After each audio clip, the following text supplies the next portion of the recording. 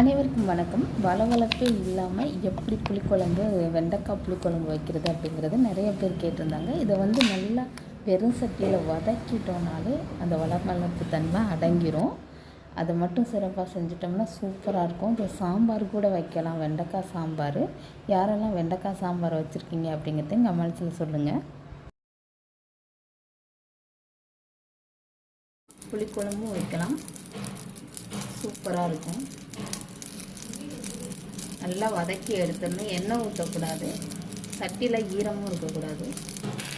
ஈரம் இல்லாமல் நல்லா வதக்கி எடுத்துட்டோன்னா வளவளப்பு தன்மையே இருக்காது. நல்லா வதக்கி வச்சு இந்த மாதிரி இது பண்ணும்போது இந்த நூல் நூலாக வரக்கூடாது. இந்த மாதிரி வராமல் இருந்துச்சுன்னா நல்லா வெந்துருச்சுன்னு இருக்கும்.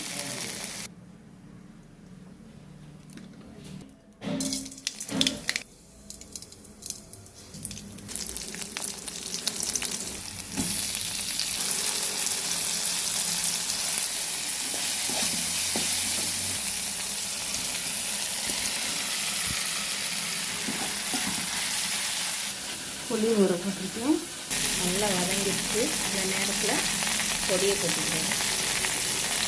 நல்லா கிளறி விட்டுட்டு இந்த புளிக்கரைசலை ஊற்றிக்கணும். வளவளப்பு இல்லாத வெண்டைக்காய் புளிக்குழம்பு தயார். இப்படி இந்த குழம்பு இப்படி ஊற்றும் போது நல்லா வளவளப்பு இல்லாமல் வரணும்.